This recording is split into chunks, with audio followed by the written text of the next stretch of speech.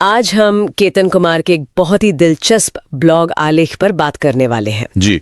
शीर्षक है तकनीक है फिर भी हादसे क्यों हो रहे हैं, और ये इंडस्ट्री की सेफ्टी कल्चर पर एक कह सकते हैं कि कठोर नजरिया पेश करता है। बिल्कुल, और ये सवाल बहुत अहम है। हम इतनी एडवांस टेक्नोलॉजी इस्तेमाल कर रहे हैं, ऑटोमेशन है, सेंसर्स हैं, हाँ, पर फिर भी ये इंडस्ट्रियल एक्सीडेंट्स, ये हादसे रोक नहीं रहे। तो सवाल उठता है कि गड़बड़ कहाँ है? और लेख तो साफ कहता है कि गड़बड़ तकनीक में नहीं है, नहीं, मसला है हमारे रवैये में, हमारे कल्चर में। वो जो अक्सर सुनने को मिलता है ना, अरे सारे सिस्टम तो थे अपनी जगह, पता नहीं फिर भी कैसे हो गया ये हादसा। हाँ, ये बहुत कॉमन है। तो आज हम इसी की तह तक जाने की कोशिश करेंगे कि ये सिस्टम आखिर नाकाफी क्यों साबित हो रहे हैं। सही कहा। लेख की माने तो दिक्कत यह है कि जो सेफ्टी प्रक्रियाएं हैं, जैसे हेज ऑफ है, लोटो है, जी, जोखिम विश्लेषण और वो लॉकआउट टैग आउट, हाँ, वो अक्सर बस एक कागजी कार्रवाई बनकर रह गई हैं। मतलब ऑडिट पास करने के लिए तो ठीक है, अच्छा, पर रोजमर्रा के काम में, सोच में वो शामिल नहीं हो पाती। और इसमें वो बिहेवियर बेस्ड सेफ्टी BBS, उसका भी जिक्र है। वो सिस्टम्स क्यों फेल हो रहे हैं? हाँ, BBS की विफलता की भी कई वजह लेख गिनाता है। एक तो ये कि ये अक्सर सिर्फ देखने तक, मतलब ऑब्जर्वेशन तक रह जाता है।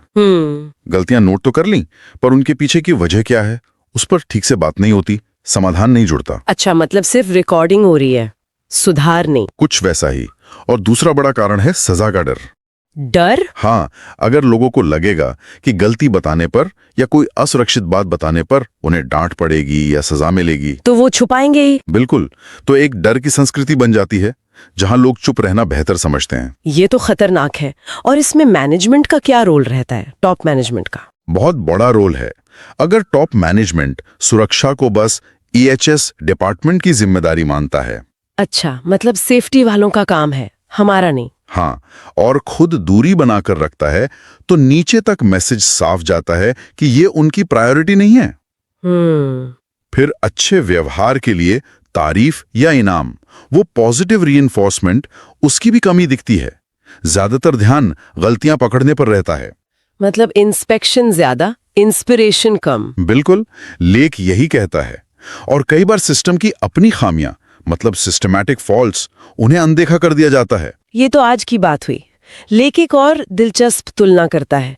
वो कहता है कि शायद पहले जब तकनीक इतनी नहीं थी तब सुरक्षा बेहतर थी। ये सुनने में थोड़ा अजीब लगता है ना? हाँ, विरोधाभासी लगता है, पर लेख इस पर सोचने को मजबूर करता है।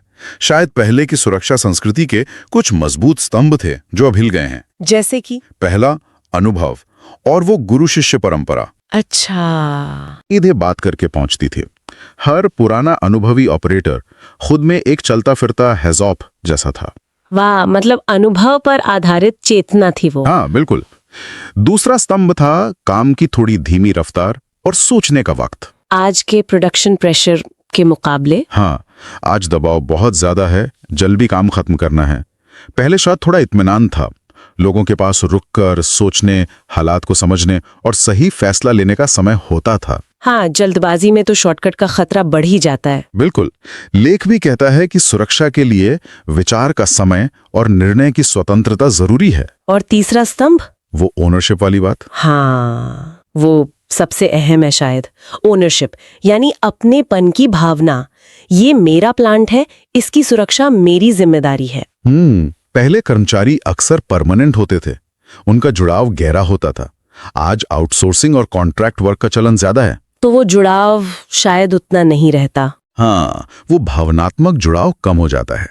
जब काम सिर्फ एक असाइनमेंट जैसा हो तो वो गहरी जिम्मेदारी का एहसास शायद कुछ कम हो जाता है, और फिर सुरक्षा पर भी असर पड़ता है। तो मतलब ये हुआ कि हमने एक तरह से अनुभव को SOP से रिप्लेस कर दिया। हाँ, सोचने के समय को प्रोडक्शन के दबाव से। बिल्कुल। और अपनेपन की भावना को आउटसोर्सिंग से। और नतीजा ये हादसे हैं। लेख का निचोड़ तो यही है, सुरक्षा कोई चेकलिस्ट या सॉफ्टवेयर प्रोग्राम नहीं है, वो एक सोच है, एक चेतना है। सही बात है। तकनीक मदद कर सकती है, बिल्कुल कर सकती है, पर वो इंसान की जगह नहीं ले सकती। लेख की एक लाइन बहुत दमदार है, जो सिस्टम इंसान को बाहर कर दे वो कभी सुरक्षित नहीं हो सकता।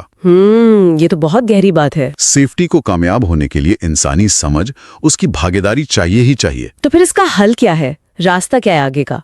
क्या लेख कुछ समाधान भी बताता है? हाँ, कुछ सुझाव दिए गए हैं।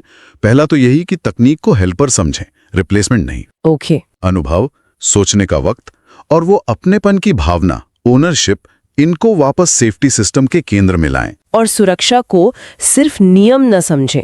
बिल्कुल, उसे गर्व और सम्मान का प्रतीक बनाएं। और डर की संस्कृति को बदलना होगा। उसकी जगह भागीदारी, पॉजिटिव व्यवहार को पहचानें, उसे सराहें, गलतियों से सीखने का माहौल बनाएं, न कि सजा देने का।